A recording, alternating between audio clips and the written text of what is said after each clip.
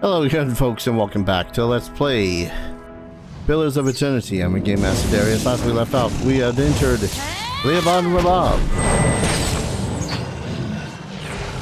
We're not supposed to be here, theoretically. Ooh, roll flesh. I missed this. Very pretty in here. I'm guessing I don't want to go this way because this is where the exit would be.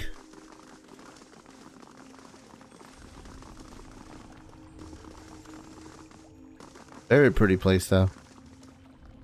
How can the people of virtues resist the profane and lawless? Where can the elm dig its roots that the storms cannot wash them out?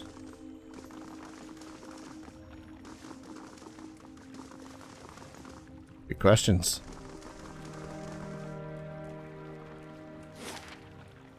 Multiple exits? Or maybe it's just the same exit, but you know, multiple ways to enter into it.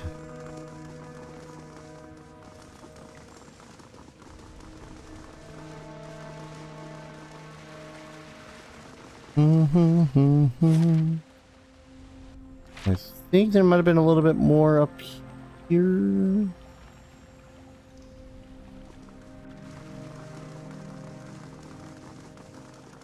Place is a bit smaller than I thought it was going to be, but then again, there's also another level coming up soon, so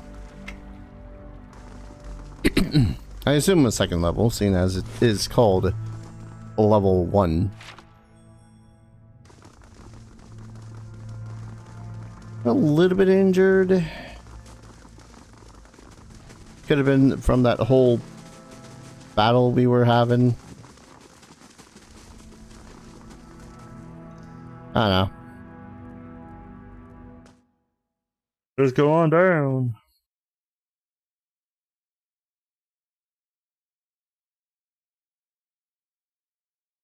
Cleobon Rurlog has got to be one of the easier ones to memorize, saying simply because it actually kind of looks like what it said.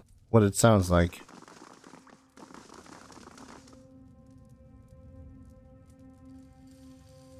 That just reminds me that there's that locked door I hadn't checked out that was up above.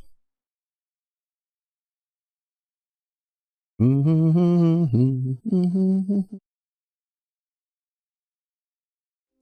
might have been listening to some what the internet might declare memery music.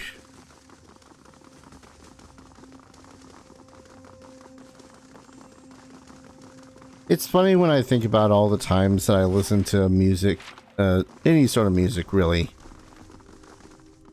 thinking, oh hey, this is gonna be a funny song, and it's like, it's not so much the song is funny as the situation is funny, but the song is goddamn banger. It's done.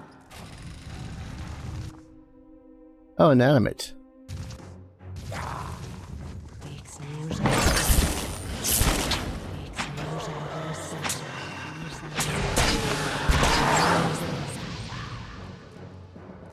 I mean, I doubt we're gonna find anything as good as our current weaponry while here.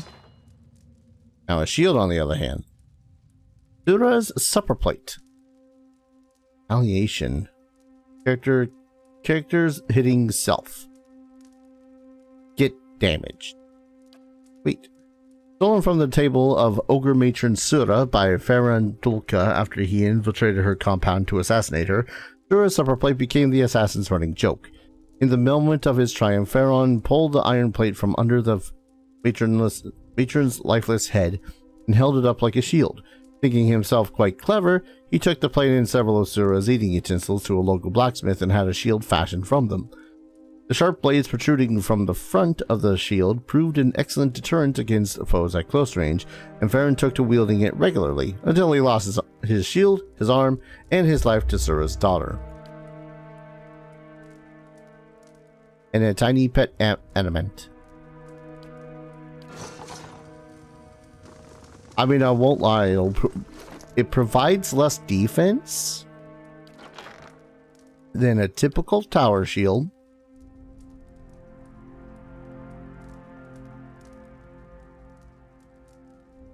However, and this provides preservation exceptional. But that bonus has a tard, just targe rather. Just too good. I had to go and turn his resolution sword into an exceptional weapon. Because the damage that this did and this other blade did were like 2 points difference. But this current weapon that he's got has way more effects that I know that he will use because it's passive, as opposed to this, which is cool, but I'm not going to use that fireball willy freaking nilly simply because my brain just will not let me remember, oh hey, there's this thing you could be doing, do that instead. Anyways, hungering always for nations and gold, they were ruthless and fearless.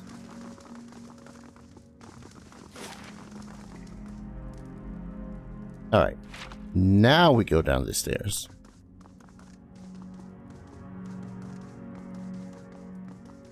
And now we wait for the party to get to the stairs. Ah, pardon.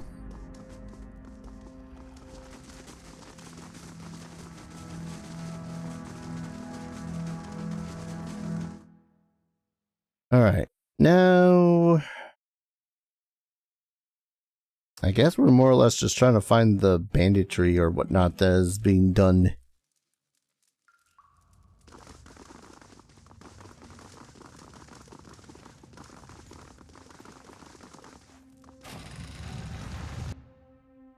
And before that though, let's go kill a bunch of phantoms.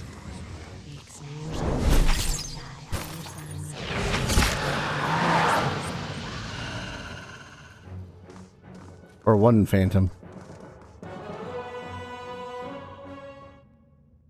2 phantoms? How many phantoms was that? Object grows from the central pillar and seems to spill down the steps. The luminous egg-shaped stones are nestled within the rippling Adra. Are you finding more of the, I'll teach you a lesson! Man, that initial burst of lightning shit does hurt.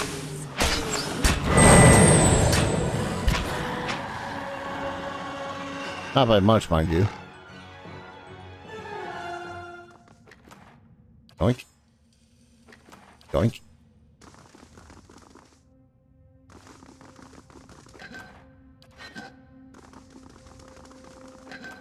Don't mind us, Ravius. We're just looting the ever-loving crap out of these ruins. Adra animate.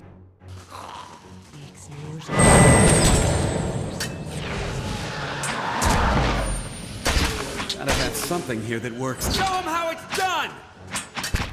Lava is like, oh, gotta have something that works, and what we have that works is working really good.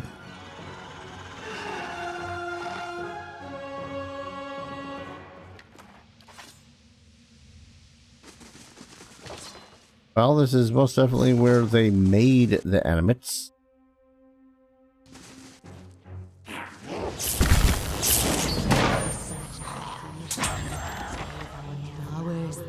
Definitely connections being made here, though.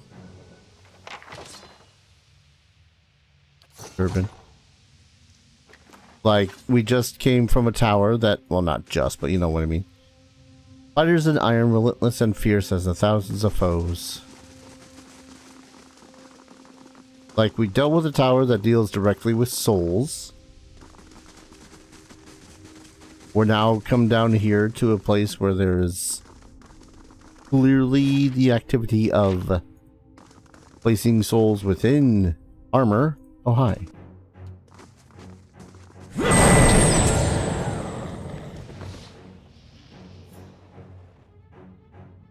Well then.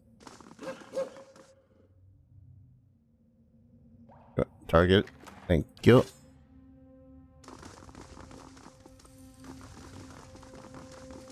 I'll deal with that door when I deal with that door. Hurry up.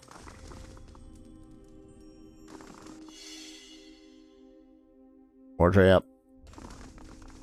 It's done. Ghosts.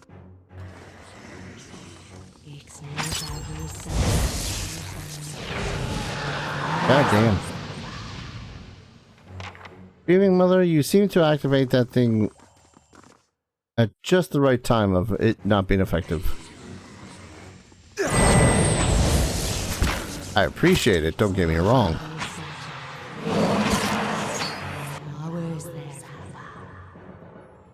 But good lord. Your timing with it is bad. That another animate? Time was availed to the godless. No blessings to reap and no mercies to sow. That didn't work. Need to try something else. I mean, it works fine. You're just having to, you know, be better with it.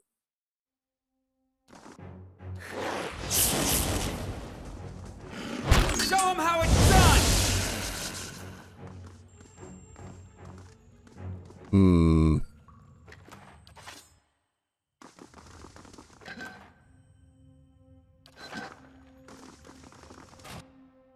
Or higher.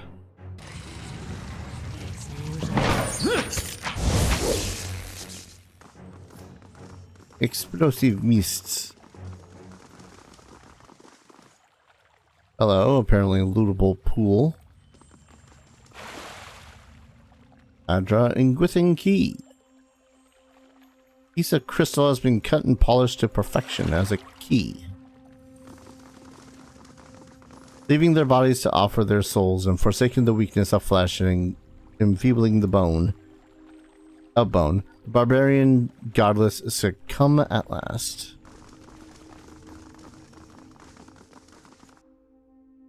I don't think that they're necessarily...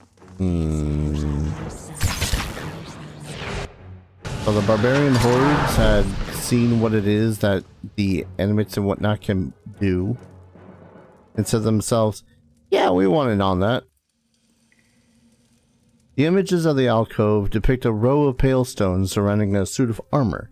Something flows from the stones and into the armor, imbuing it with a golden halo.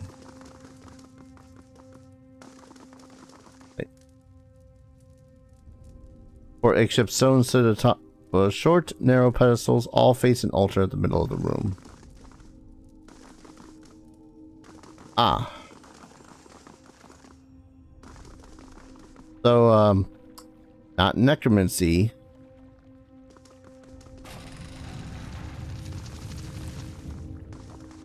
But they were most definitely using the barbarians to animate an army? That's a big statue.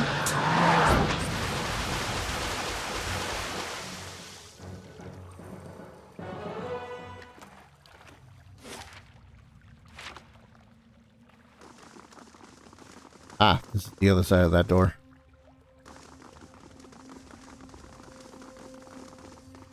Imagine how much less fighting I could have done if I had just decided to use one of these side doors or unlock that door with the lockpick.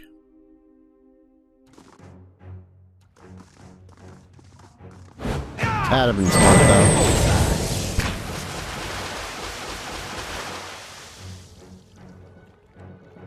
It did that repeating sound for a moment, and I was severely worried that I was going to have to deal with a glitch. I guess not severely worried, just worried enough.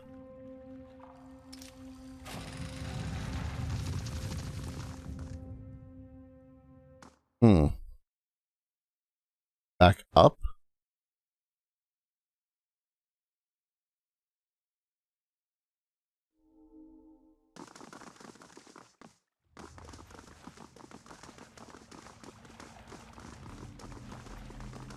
Creepy places are creepy. Ah, this is the other side. Okay. Oh, this is looking terribly familiar.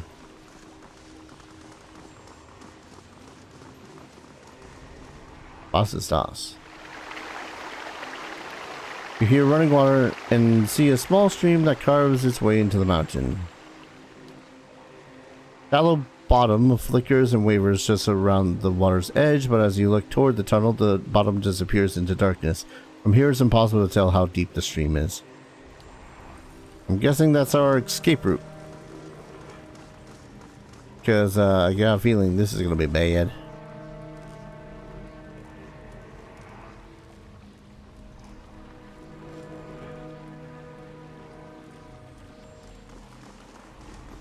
Certainly is familiar.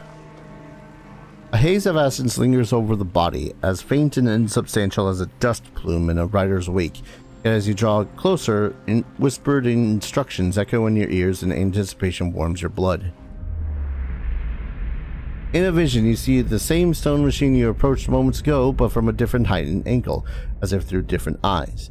You'd heard rumors that some of your brethren were sent here months ago, yet you see no sign that anyone was here. In fact, the cobblestones are covered in a fine layer of dust, ash. You know suddenly what it will cost you, and you are ready. The orders were clear. The effects of the machine in Paladin were wearing off. A child has been born not far from the Direwood recently, its soul intact. The machine would need to be reactivated. You and your companions take up your positions. Share a final look of affirmation between yourselves. They don't know your name and you don't know theirs, but you know what you're doing, that you're doing the work of the gods together. None of the rest matters. Two carved bands of stone in the middle of the machine grind into motion. They rotate in opposite directions, picking up speed until they spin like freshly greased carriage wheels. A wind shrieks through the cavern, accelerating with the stone rings. You press your hands to your ears and grit your teeth against the noise. You're about to shut your eyes when you glimpse new movement. Rows of triangular flaps around the machine open like petals. You don't know what's happening in the machine, but you feel a tingling in your extremities. Searing pain spreads through your body, a hot knife separating every tissue and ligament within you. All the while, it feels as if you're falling toward the machine, your stomach smashed against your spine. What happens next is too fast to process. Feel like you said process weird right then. You awaken from the vision to find yourself kneeling and gasping for air. Holding your head, you let the tiles between your knees gradually come into focus. As you catch your breath, you remember the strange scene you saw outside the Lance Lys, where several robed figures fell amidst a howling bivouac. Looking at the ash scattered across the cavern floor, it is apparent that the letting key has been doing this, whatever it is, all over the Direwood.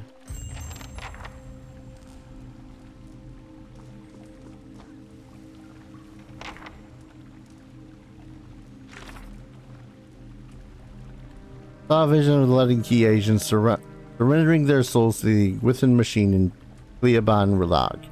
They performed the same ritual I witnessed outside Lys, which means they must be doing this all over the Direwood. Thoughts of one of the agents suggested that they were there to ensure that infants in the area would be hollowborn. How do I destroy the machine? Something in the ether hums and buzzes through your teeth.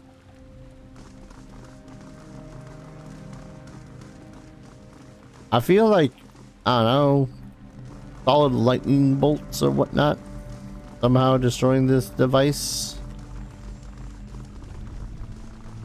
might help do the trick. Just saying.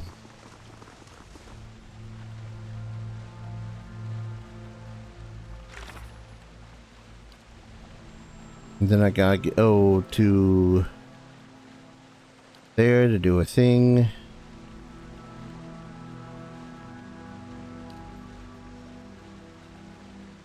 Okay. Wade into the tunnel. You take slow sloshing steps toward the mouth of the tunnel, holding yourself upright while the current tugs at your legs. The cold water leaves you gasping as it rises past your waist. You fight for control to control your breaths. The stream bed soon drops out from under your feet, and the current pushes you toward the tunnel with a fierce force. Whim. The current pushes you through the tunnel faster and faster, tugging you downward. Over your head, the tunnel narrows and drops, leaving only a thin pocket of air. Take a final deep breath before the current drags you into the depths. Rays of light pierce the darkness, but the current is moving too fast now for you to see more than flickering glimpses as you speed by. You keep your hands in front of yourself and focus on avoiding the jagged rocks that suddenly appear in the darkness, jutting from the walls. A light winks at you up ahead. You're approaching it fast, but it looks to be the mouth of a second, smaller tunnel. You might be able to reach it, but your lungs have started to ache. See if we can't continue towards the current. You rush past the side tunnel and see a corkscrew turn up ahead. You angle your body with the current just in time to avoid the onrushing wall. The contortion forces the last burst of air from your lungs. The last of the light disappears behind you. You can't tell whether the tunnel has gone dark or whether you're blacking out from lack of air. In either case, you can no longer see the walls around you. Extend your feet in front of you and hope for the best. Which strikes an outcropping. Your arm grazes another. The pain has you gritting your teeth, but it's not as bad as you had feared. Either the cold waters have numbed your skin or you've slowed. Your chest begins to hitch. You clamp your jaw shut and tighten your throat against the choking waters, but soon your body's reflexes will take over.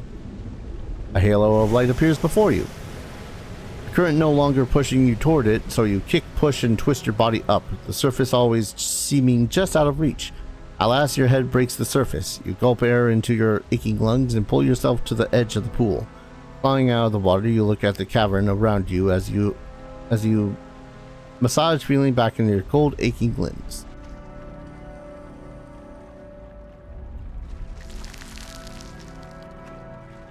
Webs. Where am I? Oh. Back in Cleobon.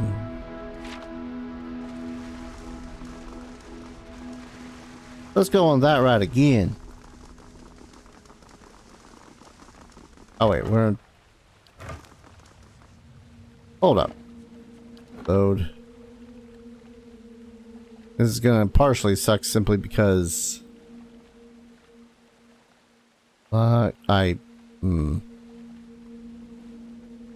This one? Same day, just 6 minutes apart. Wait, how is this one? What? Sorry, I'm looking at the autosave and it's being like, what? What? What? It doesn't make sense. Did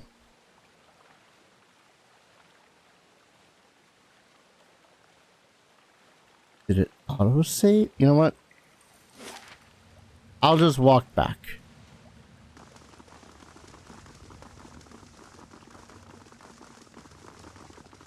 I mean, if anything, though, there was just kind of confirmed what was happening. This whole thing, the whole machine, and all that fun stuff. It's like, yes, I kind of figured that there was something with the machines to cause the Hollowborn thing going on.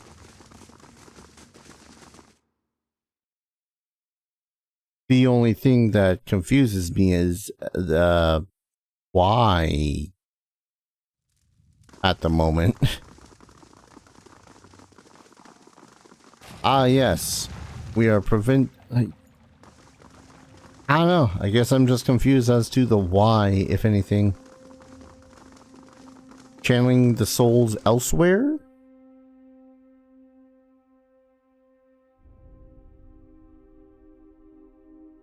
Going other places? To what end? To cease civilization from happening? Don't get me wrong, I get that on some days. Straight to the tunnel. Swim. Grab the edge of the tunnel.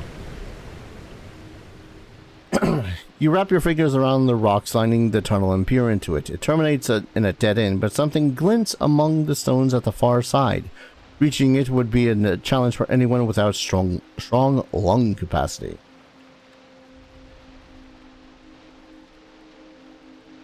Me?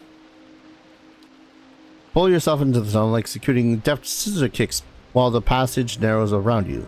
Before you reach the end, you feel your lungs hitting their limit and turn back. Okay, I see. You gotta pick the right person that has the right amount of lung capacity in order to grab whatever is there.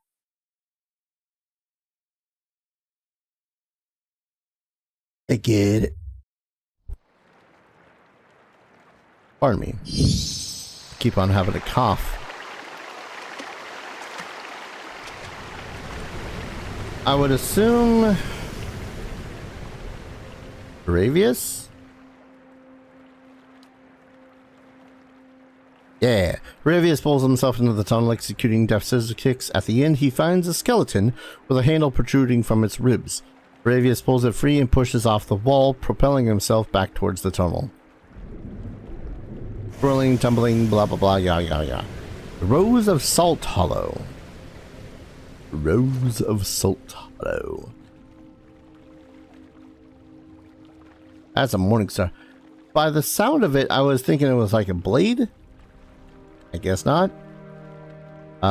Strong interrupt, low speed, crush, corrode. 20% damage restored as endurance. That's a bit of bitchin'. A young woman with a relatively short history. The rose was forged from blackened... Did I say young woman or young weapon?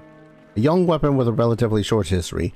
The rose was forged from blackened Ymiran steel and topped with a wickedly thorny bloom of petals. Though Morningstar's resemblance to its namesake doesn't end with the head, its long faded black shaft also features small thorns along its entire length, causing discomfort even to an armored wielder. Hakran Grist, a successful adventurer from the Redsaran seaside village of Salt Hollow, had the gnarly weapon made out after his friends joked about how nothing could grow in the alkaline soil of their home. Hakran used the rose to defend Salt Hollow from bandits and to help his comrades kill 2 skydrakes who had made their lair near the road leading into the village. When Salt Hollow no longer held the wonder for them that it once had, Hakran and his friends made their way to Direwood to seek their fortunes in the ruins of Irglatenfath. They've not been heard from since. I mean, that's pretty cool. Like, I don't know, I just like this thing. It's a fine weapon right now, like, its quality is fine. I don't think I'll go using it. Sure. Unless there's a enemy that needs a particularly blunt weapon to deal with.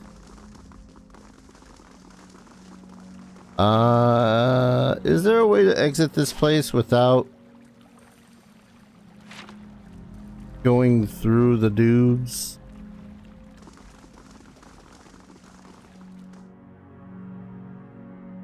I'd like to be able to exit the place without angering the dudes.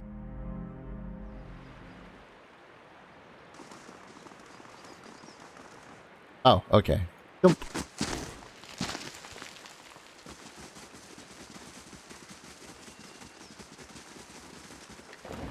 Alright. You know what? Yeah. Take a quick rest. Oh, the deer has shit to say. Dun, dun, dun, dun, dun, dun, dun. Hope I didn't seem ungrateful back there in the battlefield. And you went out of your way.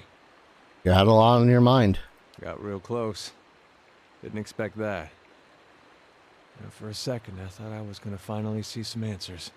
Foolish, of course. And why should I get answers? There's a world of Aethasians out there, don't know if their god's been blown up.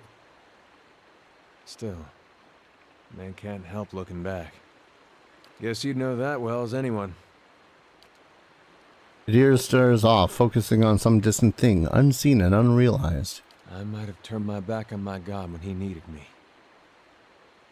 That's all I'll ever know.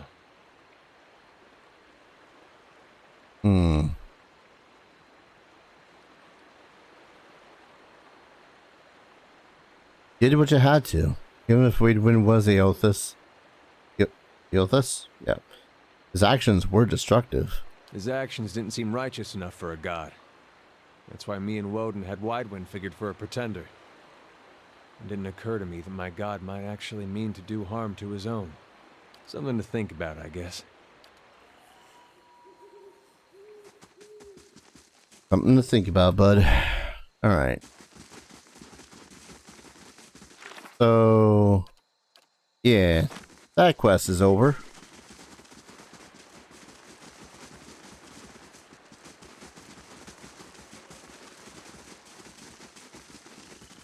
I'm kind of glad that there's no sort of, what's the word I'm looking for? At least not apparent, a kind of a companion approval rating. I know that certain companions will leave if you do certain things, but at the same time, it's just like, yeah, Haravius just threatened me. Well, not just threatened. He has good reason to threaten me about going into this place.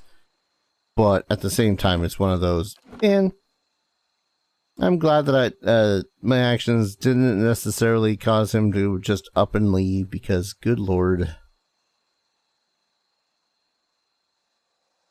That's something that irritated me greatly with the first two Baldur's Gates, but I'm going to go ahead. On an episode here, when we return, I guess is back to Brackenbury to talk to a man about being insane. That's all I got. That's all I really know. Thank you everyone so very much for watching. I hope you're all enjoying this series as much as I'm enjoying playing it. And as always, I hope to see you all in the next video. Take care. Cheers.